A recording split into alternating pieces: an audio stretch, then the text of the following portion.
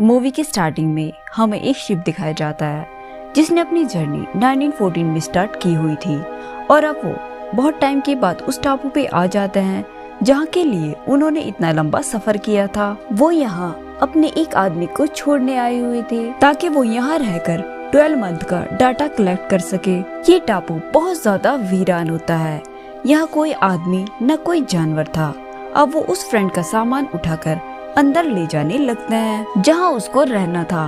वो देखते हैं ये घर तो बहुत अजीब है क्योंकि ये टूटा हुआ था। यहाँ पहले भी एक ऑफिसर आया हुआ था जो कि यहीं मौजूद था, मगर वो किसी को भी नहीं मिलता। अब उन्हें सामने एक लाइट हाउस दिखाई देता है और वो पिछले ऑफिसर को ढूंढते हुए वो वहाँ चले जाते हैं। वो अंदर जाकर आवाज लगाना शुरू कर देते हैं। जब वो ऊपर आते हैं तो देखते हैं वहाँ एक आदमी है जो सोया हुआ था। फिर वो बड़ी मुश्किल से उसे उठाते हैं। वो बहुत अजीब सा आदमी होता है, जैसे कि कोई जानवर था।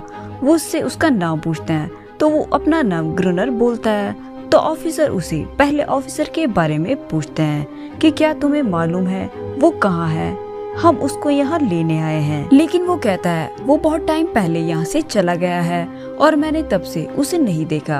अब ऑफिसर जाते वक्त अपने उस फ्रेंड को गन देता है ताकि वो अपनी हिफाजत कर सके। अब कैप्टन उसको कहता है तुम अपना ख्याल रखना और हम तुमको लेने आएंगे। अब उसको यहाँ 12 महीने तक रहना था क्योंकि उसको यहाँ का डाटा कलेक्ट करना था। शाम को जब वो बैठा हुआ होता है तो उसे एक डायरी मिलती है जो कि पिछले ऑफिसर की थी। जब वो उस डायरी को खोलता है तो वहाँ कुछ एनिमल की उसे पिक्चर दिखाई देती है और उसी में उसकी वाइफ का फोटो भी मिलता है। अब वो डायरी को देखते हुए वहीं सो जाता है। अब नेक्स्ट डे वो डेटा कलेक्ट करने घर से निकलता है। वो डेटा को एक डायरी में लिखता है। अब रात के वक्त वो अकेले बैठा होता है तो अचानक से उसे दरवाजे से आवाज आनी स्टार्ट हो जाती है। वो दरवाजा खोलने वाला ही होता है तो नीचे देखता है कि अजीब तरह के हाथ उसे दिखते हैं और वो काफी डर जाता है। अब पूरी रात वो बहुत डरा हुआ होता है। अब जब वो सुबह बाहर आता है तो पैरों के निशान देखता है तो वो बहुत डर जाता है। अब वो लाइट हाउस में जाता है ताकि ग्रुनर उसकी हेल्प कर सके, लेकिन वो उसको इनकार कर देता है। उसके बाद वो अपने घर के आगे बहुत सारी लकड़ियाँ लगा देता है ताकि कोई अंदर ना आ सके। अब वो उस जगह को बहुत ज्यादा प्रोटेक्ट करने लगता है। अब उसे वहाँ एक गन भी मिलती है। अब रात को वो अपनी विंडो से देखता है कि क्रेचर उसके घर की तरफ आ रहे हैं।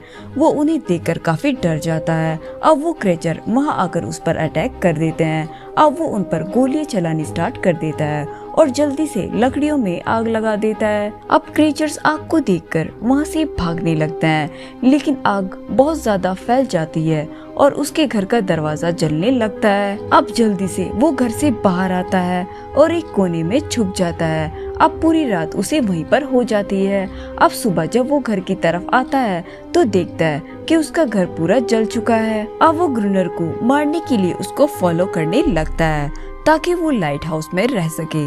अब वो उसका पीछा करते हुए उसे शूट करने वाला ही होता है।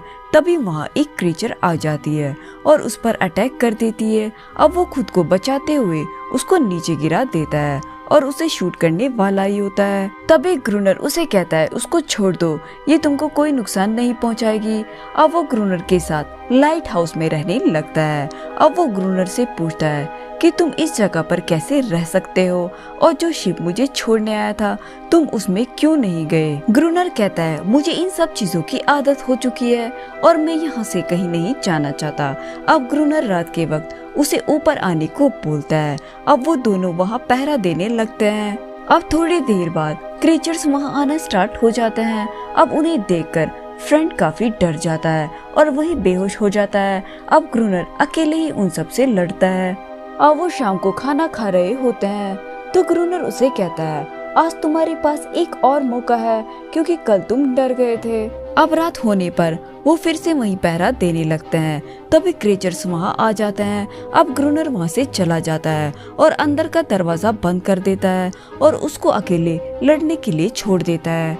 अब वो बहुत चिल्लाता है मगर ग्रुनर सो जाता है। अब अगली सुबह ग्रुनर दरवाजा खोलता है तो फ्रेंड उसे वहीं बैठा मिलता है जिसका काफी बुरा हाल था और वो बहुत थका हुआ भी था। इसके बाद फ्रेंड कहता है मैं और ग्रुनर बिल्कुल भी सेम नहीं है। मैं बस इस चीज का वेट कर रहा हूँ कि कब 12 महीने पूरे होंगे और मैं यहाँ से चला जाऊंगा। अब काफी दिनों तक उन पर कोई अटैक नहीं होता। अब फ्रेंड कहता है कि शायद अब वो डर चुके हैं और मुझे लगता है वो अब नहीं आएंगे।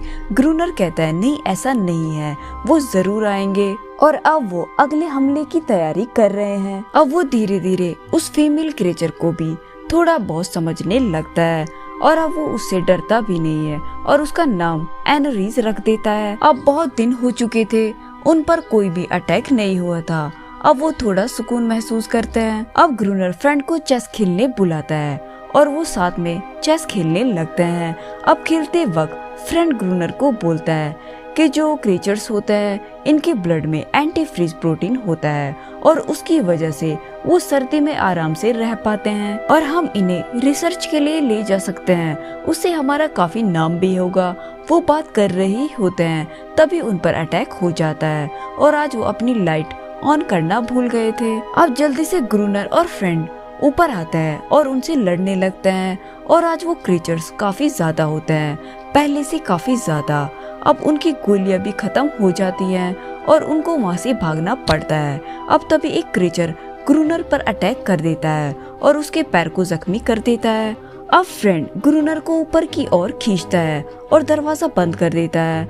अब वो काफी डरे हुए होते हैं क्योंकि उनके चारों ओर क्रिएचर्स मौजूद थे। अब फ्रेंड ग्रूनर से पूछता है कि अब क्या होगा, तो जवाब में ग्रूनर गाना गाने लगता है। अब उन्हें डरते हुए सुबह हो जाती है। अब सुबह होते ही वो क्रिएचर्स वहाँ से पानी में जाने लगते हैं। अब हम देखते हैं वो फीमेल क्रिएचर ग्रूनर के उस जख्म को ठीक करने लगती है। अब फ्रेंड सुबह जब बाहर आता है तो देखता है दूर समुद्र में एक शिप जा रहा है। अब वो भागते हुए फ्लेयर लाने के लिए जाता है। दूसरी तरफ ग्रूनर सोचता है कि बस वही यहाँ रह सकता है, वो नहीं चाहता था कि उस टापू पर कोई भी आए। अब फ्रेंड जब शिप को जाता हुआ देखता है तो उसे काफी बुरा लगता है। अब वो वहीं घूमता रहता है तो उसे वहीं वो फीमेल क्रिएचर दिखती है जो कि चुपचाप बैठी हुई थी और फ्रेंड उसके पास जाता है और उसे एक लकड़ी की बनी बोट दिखाता है। अब वो उसको बताता है कि मैं ऐसे ही शिप में यहाँ आया था और तभी एनरीज उसे दूसरे टापू पे ले जाती है जहाँ पर उन्हें एक बोट मिलती है। अब फ्रेंड उसे देखकर काफी खुश हो जाता है। अब वो ये बात ग्रूनर को बोलता है और तभी ग्रूनर उसे कहता है इसके बारे में तो मैं पहले से ही जानता हूँ। अब फ्रेंड पूछता है कि तुमने मुझसे ये बात क्यों छुपाई।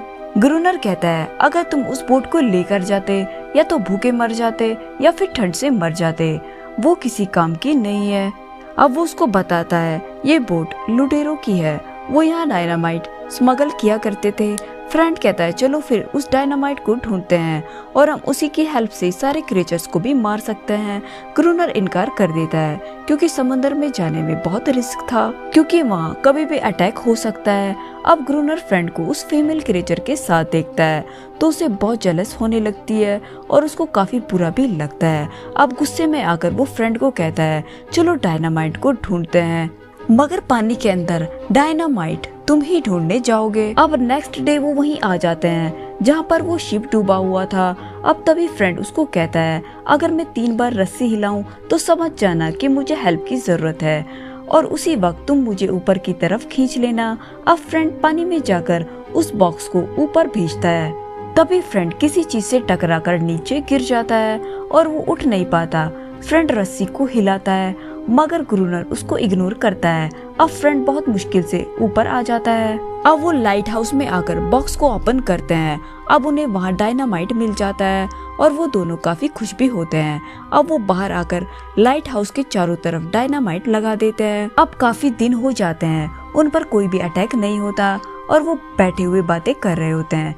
तभी फीमेल क्रिएचर उनके लिए खाना लेकर आती है। ग्रूनर उसको वहीं मारने लगता है। वो कहता है शायद इसने उन्हें इस बारे में बता दिया है कि हमने यहाँ लाइट हाउस के बाहर डायनामाइट लगाए हुए हैं। उसके बाद ग्रूनर फ्रेंड को बोलता है तुम आज दरवाजा खुला छोड़ देना और वो जरूर अटैक करेंगे। अब ग्रूनर एनरीज को ऊपर ले जाता है और उससे कहता है उन क्रिएचर्स को बुलाओ। एनरीज रोने लगती है। अब उसकी रोने की आवाज सुनकर वो क्रिएचर्स वहाँ आने लगते हैं और दरवाजा खुला देखकर वो अंदर भी आ जाते हैं। अब फ्रेंड उनसे लड़ते हुए ऊपर आ जाता है अब गुरुनर पैडल को दबाता है जो कि ब्लास्ट नहीं होता क्योंकि उसके वायर कनेक्ट नहीं थे। तभी गुरुनर के पास क्रीचर आ जाता है, वो उससे लड़ने लगता है। अब ये बड़ी मुश्किल से वायर को कनेक्ट करते हैं। अब वो पैडल को दबा देता है, तभी वहाँ बहुत बड़ा ब्लास्ट हो जाता है और उन्हें कुछ भी नजर नहीं आता क्योंकि चारों तरफ धुआं ही धुआं होता है। अब ये दोनों वहीं बेहोश हो जाते हैं और इन्हें वहीं पर सुबह हो जाती है। अब वो देखते हैं वहाँ कुछ जख्मी क्रीचर पड़े हुए हैं तो वो उन्हें जान से मार देते हैं। अब इन्हें एंड्रीज कहीं पर नहीं दिखती तो वो समझते हैं वो उन्हें छोड़कर चली गई है। अब समुद्र के पास फ्रेंड वो छोटी सी बोट रखकर आता है जो उसने एंड्रीज को दिखाई थी। ये सब उसने इसलिए किया ताकि एंड्रीज इसे देखकर वापस आ जाए। अब फ्रेंड लाइट हाउस पे वापस आ जाता है तो गुरुनर सोया हुआ था और वो वहीं बैठ जाता है। वो देखता है वो पिक्चर यहाँ भी पड़ी हुई है जो उसने पिछले ऑफिसर की डायरी में देखी थी। वो समझ जाता है ये गुरुनर वही ऑफिसर है जो पिछला ऑफिसर यहाँ आया हुआ था, मगर वो ये सोचता है आखिर ये सब क्यों छुपा रहा है। अब सुबह फ्रेंड देखता है तो उसे एंड्रीज मिलती है जिसके साथ और भी क्रीचर थे, लेकिन उनमें से कोई भी उस पर अटैक नहीं करता। अब फ्रेंड ये देखकर समझ जाता है कि बिना वजह ये क्रीचर किसी पर अटैक नहीं करते, लेकिन तभी वहाँ गुरुनर आ जाता है और उन पर अटैक कर देता है। फ्रेंड गुरुनर को बहुत रोकने की कोशिश करता है लेकिन गुरुनर नहीं रुकता। अब फ्रेंड लाइट हाउस में आता है और उन दोनों के बीच फाइट स्टार्ट हो जाती है। अब फ्रेंड गुरुनर को कहता है वो हम पर हमला इसलिए करते हैं क्योंकि तुम उन्हें मजबूर करते हो, तुम्हारे इस बिहेव की वजह से वो ये सब कर रहे हैं। जब गुरुनर ये सब सुनता है तो काफी दुखी हो जाता है। दुखी होने की वजह से वो क्रीचर के पीछे चला जाता है और वो उसे वहीं मार देते हैं। अब हम कुछ मंथ के बाद देखते हैं पूरा 1 साल होने वाला था। अब एक नया कैप्टन एक नए वेदर ऑफिसर को छोड़ने आया हुआ था। अब वो फ्रेंड को बुरी हालत में देखते हैं और उसे गुरुनर समझ लेते हैं। अब वो उससे पूछते हैं कि बताओ फ्रेंड कहाँ है, हम उसे लेने आए हैं। फ्रेंड उन्हें कुछ भी नहीं बताता। वो खड़े होकर बाहर की तरफ देखने लगता है। वो उनसे गुरुनर बनकर बात करने लगता है। वो बाहर शिप को देखता है और सोचता है कि मैं आज समझ पा रहा हूँ कि क्यों गुरुनर यहाँ से जाना नहीं चाहता था और क्यों उसने अपनी पहचान छुपाई, क्योंकि यहाँ बहुत ज्यादा सुकून है जो कि बाहर की दुनिया में नहीं है। और यहीं पर ये मूवी एंड हो जाती है। मिलते हैं नेक्स्ट वीडियो में, तब तक के लिए बाय बाय फ्रेंड्स।